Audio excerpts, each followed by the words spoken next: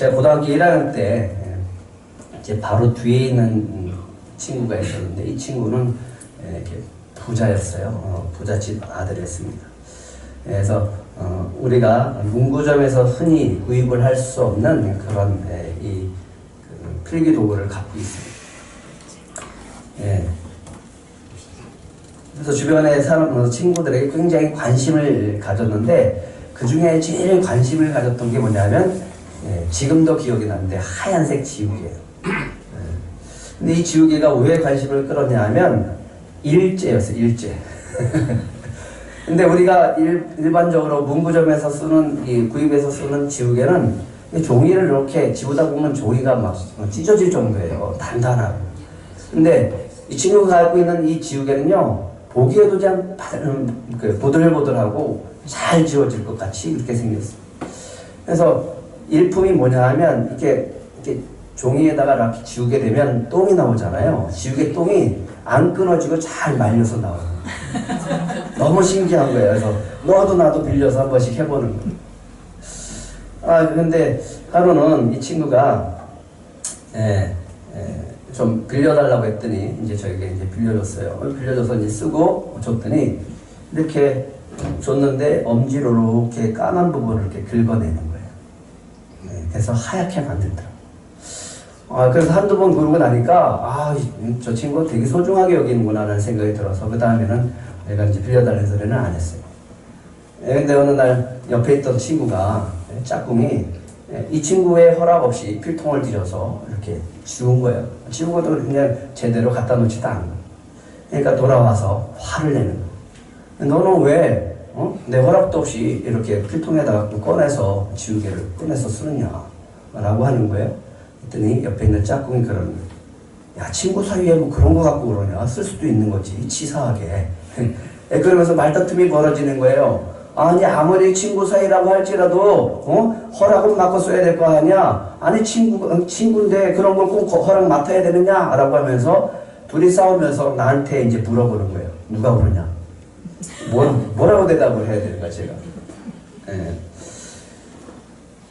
야, 하나밖에 없는 짝꿍인데 지우개 좀 썼다고 그러냐. 야, 너는 내 허락 없지. 날마다 내 걸 갖다가 네 마음대로 쓸 수가 있느냐. 지우개뿐만 아니라 다른 것도 그렇지 않느냐. 그러면서 여전히 이 친구는 지우개를 들고서 이렇게 까만 거를 이렇게 지우면서 얘기하더라고요. 그 모습을 보면서 맨 처음에는 저 친구가 참 소심하구나 이라는 생각을 했었어요. 근데 세월이 지나고 시간이 지나면서 마음이 바뀌더라고요.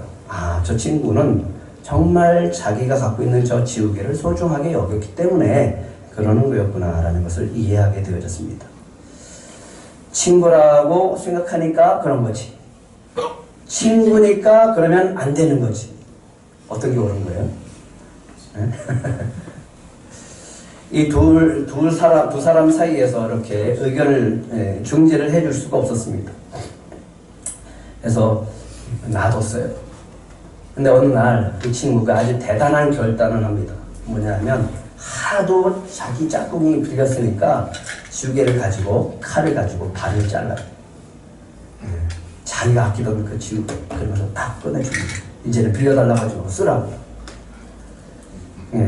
그래서 참 대단한 결단을 했다는 속을 했어요. 근데 이 친구가 며칠 있다가 또 지우개를 빌려달라는 거야. 자기가 준 지우개를 잃어버린 거예요. 그래서 속으로 저놈도 똑같다. 아니 저렇게 소중한 걸 반이나 잘라서 줬는데 제가 얼마나 소중한 걸 잘라줬는데 저렇게 소중하게 여기지 않았을까. 그러면서 막 화를 내는 모습을 보면서 이해를 할 수 있었습니다. 아무리 가까운 사이라도 넘어서는 안 되는 선이 있어요. 근데 그 선을 넘으면 사람들은 생각해요. 나를 무시하는구나 라는 생각합니다. 존중받지 못한다는 생각을 하게 되어진 겁니다. 소유권을 무시당했다라고 생각을 하는 거예요. 하나님도 아담을 지으시고 그에게 넘어서는 안 되는 선을 이렇게 그어주셨어요. 에덴 동산을 주시면서 이 모든 과일의 열매들은 다 먹어도 좋지만 또 동산 중앙에 있는 선악을 알게 하는 나무의 열매는 내일 먹지 말아라. 먹는 날에는 반드시 죽으리라. 이렇게 말씀하셨습니다. 선을 그어준 거예요. 이 선이라고 하는 것은 구별하는 거예요. 하나님과 사람을 구별하는 거예요. 이 선이라고 하는 것은, 이 선은 나는 하나님이고 너는 내 피조물이다 라고 하는 그 뜻을 의미하는 겁니다. 또 그 선은 나는 주인이고 너는 이 에덴 동산의 청직이다 라고 하는 것을 의미하는 선이라고 하는 겁니다. 하지만 그 선을 넘을 때는 대가가 뭐예요? 반드시 죽는다. 그의 대가는 죽음이라고 하는 겁니다. 그만큼 그 선은 중요한 선이에요. 그런데 사단이 하와를 유혹합니다.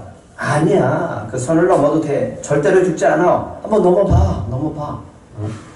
하나님이 너희를 사랑하신다면 그것까지 허락해 주셔야 되는 거 맞지 않냐? 왜 그것만 허락하지 않았냐? 그러니까 하나님이 너희를 사랑하지 않는 거야. 넘어가봐. 하나님이 너희가 그 선을 넘어가면 너희도 하나님처럼 되니까 하나님이 막은 거야.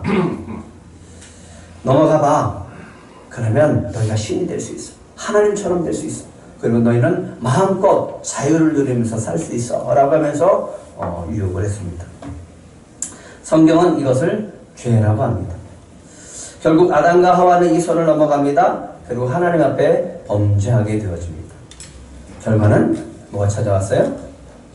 죽음이 찾아왔어요. 사망이 찾아왔다라고 합니다.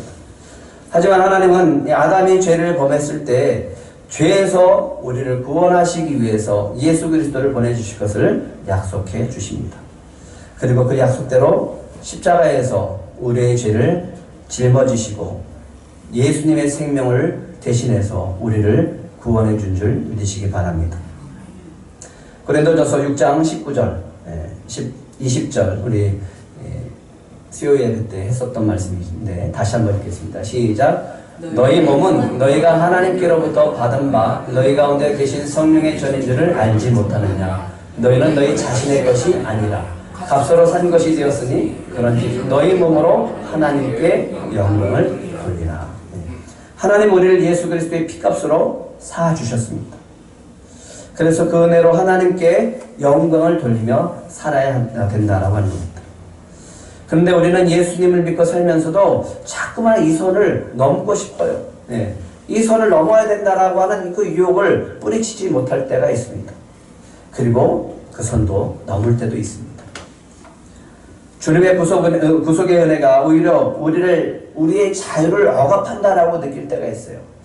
나도 좀 자유롭게 살고 싶은데, 좀 내 마음대로 살고 싶은데, 하나님이 그 자유를 억압하는 거 아닐까라고 하는 그런 마음이 들 때가 있어요. 왜 꼭 교회를 다녀야 돼? 왜 꼭 우리가 신앙생활을 해야 돼? 왜 예배를 꼭 드려야 돼? 라고 하면서 뭔가 좀 내 마음대로 살고 싶은 그런 욕망이 올라올 때가 있습니다. 그리고 그렇게 살아가는 것이 멋있고 그렇게 살아가는 것이 행복처럼 보여질 때도 있습니다. 그럴 때마다 주님은 우리에게 예수님의 생명의 값으로 산 존재임을 깨달으라고 말씀하십니다. 그렇게 깨닫게 하시는 줄 믿으시기 바랍니다. 그 은혜 아래에 있을 때가 가장 평안하고 그 은혜 아래에 있을 때 우리는 행복하다라고 하는 것을 우리가 고백할 줄 알아야 합니다. 근데 그것을 고백하지 못하고 그것을 누리지 못하면 우리는 자꾸만 그 선을 넘고 싶다라고 하는 생각이 들게 되어진 겁니다. 선을 넘지 않는 것이 안전한 거예요. 주님 안에 있는 것이 진정한 평안이고 그 안에 있을 때 우리가 행복이 있다라고 하는 겁니다. 그 안에 있을 때 기쁨이 있는 줄 믿으시기 바랍니다. 그런데 하나님께서 이스라엘 백성에게 이 선을, 또 하나의 선을 그어주셨어요. 그 선이 뭐냐 하면 이 지파 간의 경계선입니다. 신명기 19장 14절, 27장 17절 한번 같이 읽겠습니다. 시작. 내 하나님 여호와께서 내게 주어 차지하게 하시는 땅 곧 내 소유가 된 기업의 땅에서 조상이 정한 내 이웃의 경계표를 옮기지 말지니라. 그의 이웃의 경계표를 옮기는 자는 저주를 받을 것이라 할 것이요 모든 백성은 아멘 할지니라. 하나님께서 정해놓은 경계표가 있습니다. 그게 뭐냐면 각 이스라엘 백성이 가나안 땅에 들어갔을 때 여호수아가 각 지파별로 제비 뽑아서 나눠준 분깃입니다. 지파별로 경계선이 있어요. 넘어가면 안 돼요. 그리고 함부로 그 경계표를 움직이면 안 됩니다. 움직이면 뭘 받는다고요? 옮기면 저주를 받는다는 거죠. 그만큼 중요한 거예요. 왜? 하나님이 각 지파별로, 이스라엘 지파별로 하나님이 그 경계표를 정해 주셨기 때문에 그렇습니다. 선을 그어놓았어요. 그 선을 넘어가면 안 돼요. 저 땅이 좋아서 다투고 싸우면서 차지하려고 하면 12지파는 매일 싸울 수밖에 없기 때문에 그렇습니다. 하나님이 주신 땅에서 그들은 하나님이 주시는 은혜 속에서 살아가야 될 의무를 갖고 살아갑니다.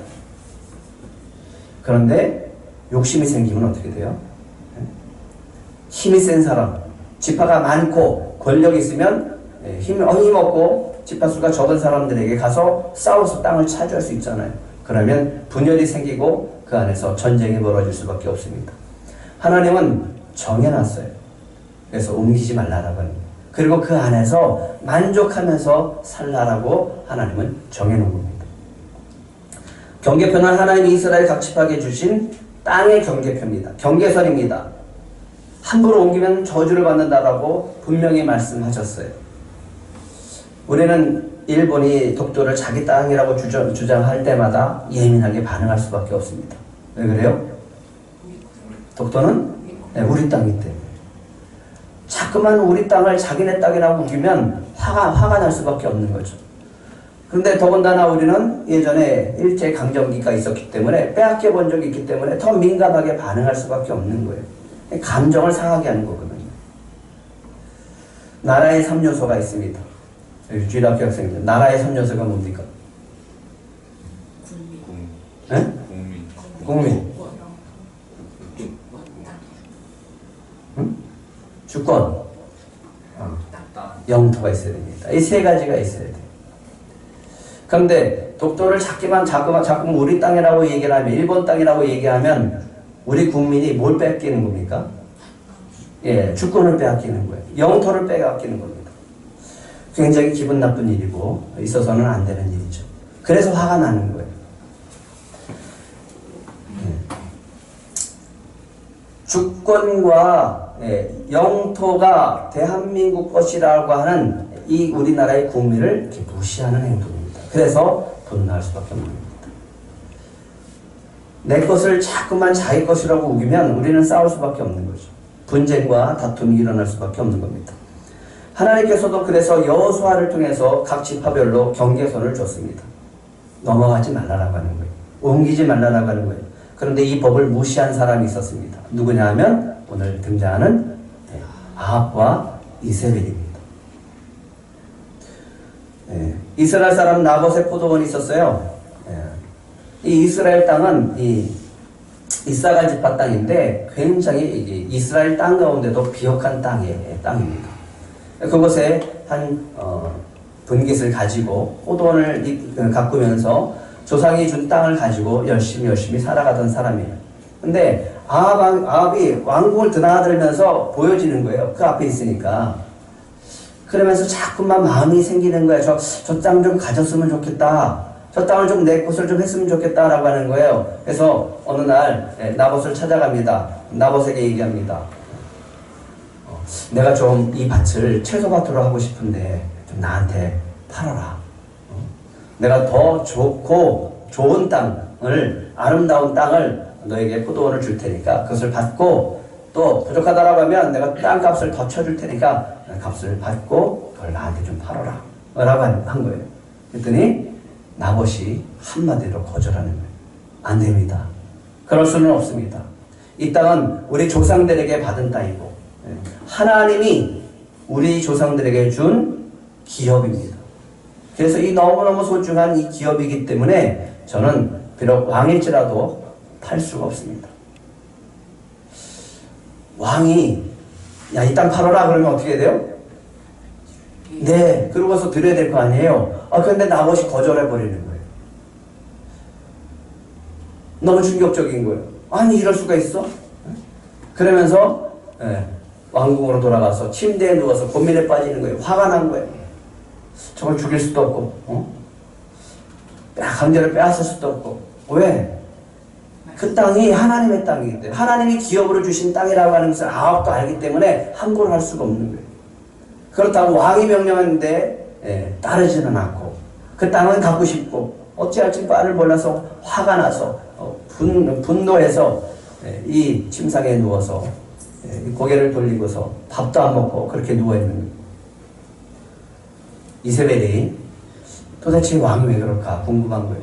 그래서 왕이시여 도대체 무슨 일입니까? 왜 그러고 누워 계십니까? 왜 식사도 안 하고 그렇게 누워 계십니까?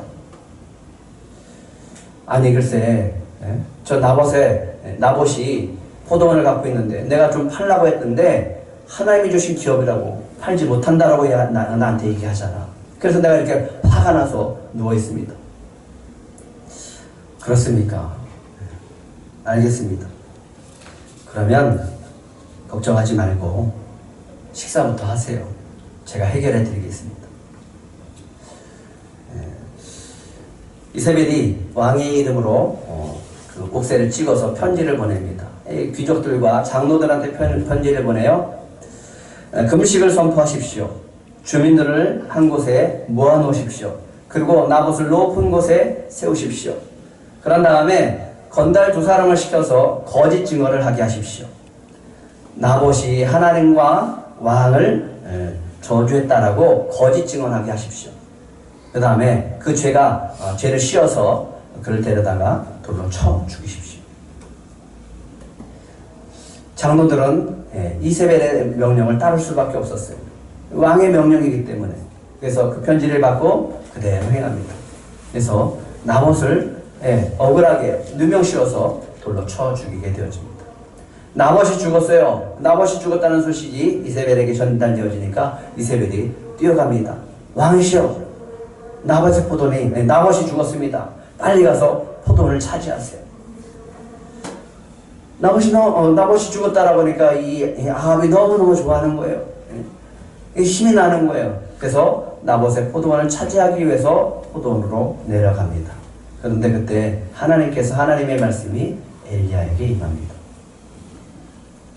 뭐라고 얘기하냐면 18절 19절입니다. 같이 읽겠습니다. 시작. 너는 일어나 내려가서 사마리아에 있는 이스라엘의 아합 왕을 만나라. 그가 나봇의 포도원을 차지하러 그리로 내려갔나니 너는 그에게 말하여 이르기를 여호와의 말씀이 내가 죽이고 또 빼앗느냐 하셨다 하고 또 그에게 이르기를 여호와의 말씀이 개들이 나봇의 피를 핥은 곳에서 개들이 내 피 곧 내 몸의 피도 핥으리라 하였다 하라. 하나님께서 정해놓은 선이 있었어요. 아합과 이세벨이 그 선을 넘어버린 거예요. 그때 하나님이 진노하십니다. 어떻게 이런 잔인하고 악한 일을 행할 수 있느냐. 그러면서 하나님이 진노하시는 거예요. 이 선을 넘어버렸어요. 하나님을 무시하는 거예요. 하나님의 법을 무시하는 거예요. 나봇을 죽이고 포도원을 빼앗았다라고 하는 것은 결국 하나님이 정해놓은 이 선을 넘은 것고 하나님을 무시했다라는 뜻입니다. 아합에게는 발과 아사레가 있었습니다. 그 우상들을 섬겼던 사람이에요. 근데 또 하나의 우상이 있었습니다. 그 우상이 뭐냐면 포도원이에요. 어떻게 하면 포도원을 가질까? 저 포도원을 내가 갖고 싶은데 매일 그 생각 속에 사로잡혀 살아가는 겁니다. 이세벨은 하나님의 기업을 소중하게 여기지 않았습니다. 경계표를 함부로 옮기는 것 자기가 할 수 있다라고 생각한 거예요. 그래서 나봇을 누명을 씌워서 죽인 겁니다. 율법도 어겼습니다. 하나님의 말씀도 어겼어요. 거짓 증거하게 했습니다. 그리고 왕의 권력을 이용해서 힘을 이용해서 나봇을 죽이고 억지로 강제로 빼앗은 겁니다. 넘지 말아야 손을 넘자 하나님께서 진노하셨죠? 그래서 얘기합니다. 개들이 나봇의 피를 핥은 곳에서 아합의 피도 핥으리라. 엘리야는 아합 왕을 찾아가서 얘기합니다. 내가 내 자신을 팔아 여호와 보시기에 악을 행했다라고 얘기를 합니다. 이게 무슨 말일까요? 내가 내 자신을 팔아서 여호와 보시기에 악을 행했다. 당신은 죄의 종으로 팔렸습니다. 이 뜻이에요. 죄의 종으로 팔렸다. 그런데 엘리야가 아합 왕이 왜 넘지 말아야 될 선을 넘었는지에 대해서 25절, 26절에 이렇게 얘기를 하고 있습니다. 같이 읽겠습니다. 시작. 예로부터 아합과 같이 그 자신을 팔아 여호와 앞에서 악을 행한 자가 없음은 그를 그의 아내 이세벨이 충동하였습니다. 그가 여호와께서 이스라엘 자손 앞에서 쫓아내신 아모리 사람의 모든 행함같이 우상에게 복종하여 심히 가증하게 행하였더라. 예. 뭐 때문에 이 선을 넘었다고요? 아니 누구 때문에? 예. 왕비인 이세벨의 충동으로 넘어갔다라고 합니다. 이 말은 똑같아요. 아합이 그 선을 넘어간 거는 아합이 하나님이 됐다는 뜻이에요. 이세벨이 하나님이 됐다는 뜻입니다. 하나님이 주인이 아니라 아합이 주인인 거예요. 이세벨이 왕이 된 거예요. 이세벨이 자기 마음대로 하는 거예요. 하나님의 법을 무시하고 자기 마음대로 통치하는 거예요. 갖고 싶은 거 힘 있으면 뺏으면 되는 거예요. 말 안 들으면 누명 씌워서 죽이면 되는 거예요. 엘리야는 이런 아기 이세벨이 충동했기 때문이라고 말하고 있습니다. 어쩌면 뱀이 여자에게 말한 것처럼 똑같아요. 아, 괜찮아요. 걱정하지 마세요. 내가 다 해결할게요. 나봇을 죽이고 내가 뺏어올 거예요. 하나님은 이세벨과 아합이 하나님을 무시했다라고 생각하시는 겁니다. 사단은 우리에게 속삭입니다. 아이 괜찮아 안 죽어. 넘어가도 괜찮아. 네 인생 네 마음대로 한번 살아봐야지. 네 뜻대로 한번 살아봐야지. 네 꿈을 펼쳐봐야지. 그러면서 유혹을 합니다. 하나님이 정해놓으신 선 안에 있을 때 진정한 자유를 누려야 된다라고 우리는 믿고 사는데 이 사단은 자꾸만 넘어가라고 그래요. 넘어가야지 진정한 자유가 있다.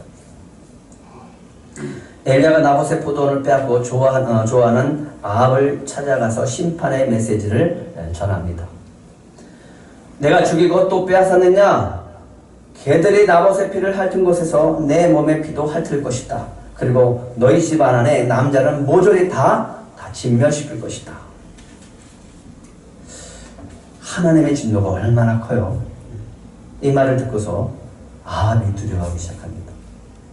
엘리야가 하나님이 하셨던 말씀을 전할 때 이 두려움이 찾아오는 거예요. 그리고 그 말씀을 가지고 두려워하면서 서서히 뉘우치기 시작합니다. 이 뉘우치는 모습을 보십니다. 너무너무 악하잖아요. 그런데 이 아합이 뉘우치는 모습을 보시고 하나님이 놀라십니다.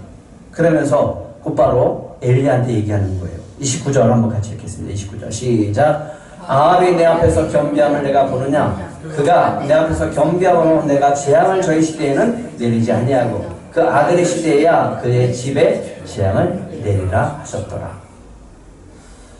예, 하나님께서 아합 왕이 겸비한 것, 자기가 베옷을 입고 천천히 걸으면서 자기가 잘못한 것을 지금 뉘우치고 있다라고 하는 것을 보신 거예요. 그런데 하나님이 그 모습만 보시고 그 모습을 보시고 즉각적으로 엘리야한테 얘기하시는 거예요. 마치 기다리고 있다라고 하는 것처럼 하나님이 이렇게 반응하시는 거예요. 그리고 엘리야한테 얘기하는 거예요.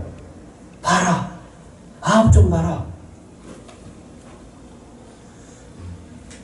현대원의 번역이 이렇게 되어 있습니다. 다음 넘겨주세요. 안 넘어가네. 네, 같이 읽겠습니다. 시작. 아합이 마침 내내 앞에 굴복한 것을 내가 보았느냐. 그가 나의 권능을 인정하고 굴복하였으니 내가 그의 생전에 그의 집안에 재앙을 내리지 않겠다. 그러나 그의 아들 그때에 가서 그 재앙을 내리겠다. 아합이 마침내 내 앞에서 굴복하는 것, 하나님 앞에서 굴복하는 것, 그것을 보았느냐라고 얘기하는 겁니다. 그 나의 권능을 인정하고 굴복했다라고 하나님이 보십니다.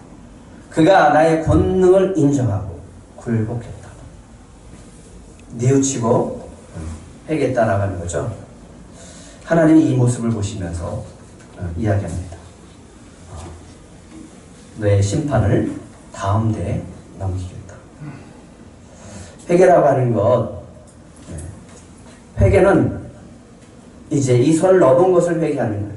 내가 왕으로 삼았고 내가 주인 되어졌던 것, 내가 하나님과 같이 되려고 했었던 것, 이것이 죄라고 하는 것을 인정하고 고백하는 겁니다. 넘지 말아야 손을 넘은 것이 바로 하나님을 무시한 행동이라고 하는 것을 우리가 알고 하나님 앞에 용서를 구하는 것이 회개라고 하는 겁니다. 그럴 때 하나님은 우리를 불쌍히 여기시고 깨져버린 관계를 다시 회복시켜 주실 줄 믿습니다. 오늘 그 마음 가운데 이런 깨어진 관계들이 회복되어지는 그런 시간들이 되시길 축복합니다.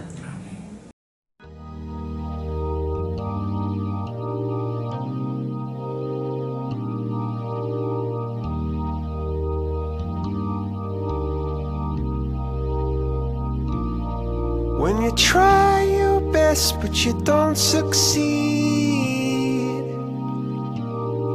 when you get what you want but not what you need,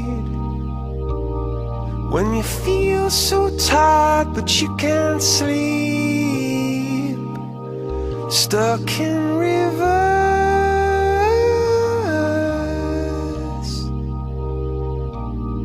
and the tears come streaming down your face,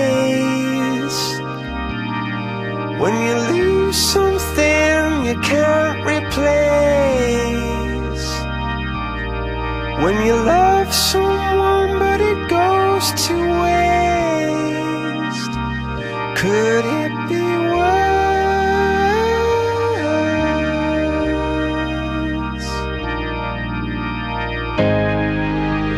Lights will guide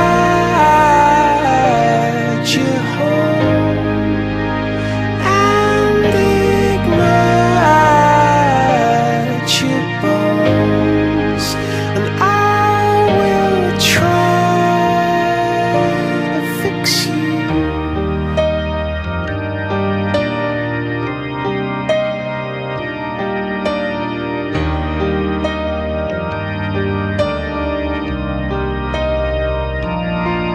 And high up above or down below, when you're too in love to let it go, but if you never try you'll never know just what you were.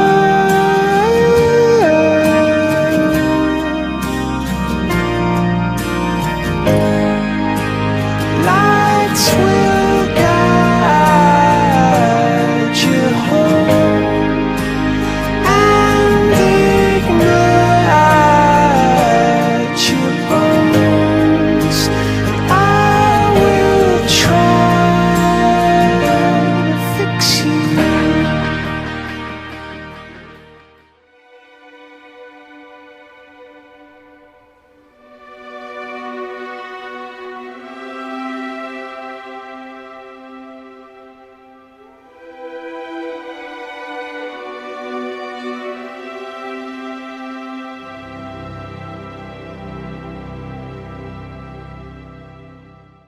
제가 아픈 거하고 아들이 아픈 거가 틀리더라고요. 제가 아픈 거는 하나님의 은혜로 족한데 아이가 아픈 거는 도저히 견딜 수가 없더라고요. 그러니까 아이가 학교를 못 다니고 친구가 하나도 없고 그런 아이를 가진 엄마의 심정은 말로 설명을 할 수가 없거든요.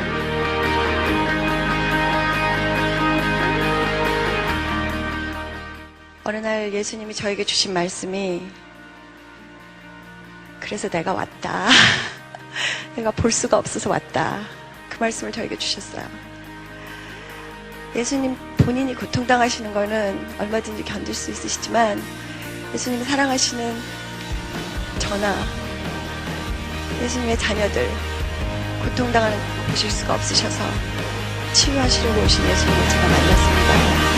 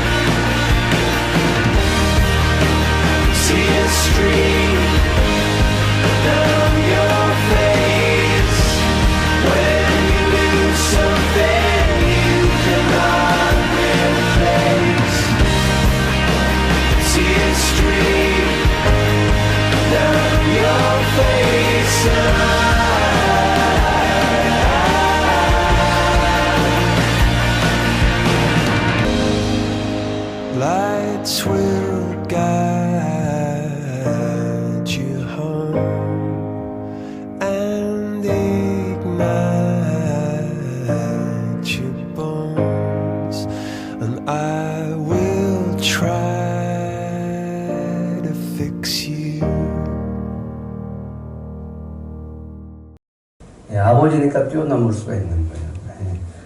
네. 우리가 넘지 말아야 될 선을 넘어서 살아가는 죄인입니다. 근데 하나님은 그 선을 넘어오셔서 우리에게 죄 가운데 고통스러워하는 우리들을 가만히 보고만 있는 게 아니라 붙잡아 주시고 예수 그리스도의 십자가의 은혜로 우리를 살려주시고 주님과 함께 달려갈 수 있는 힘을 주신 줄 믿으시기 바랍니다. 이 은혜를 가지고 여러분들이 누리시고 이제부터는 주님과 함께 기쁨으로 달려가는 우리 들꽃 가족들이 되시기를 축복합니다. 기도하겠습니다.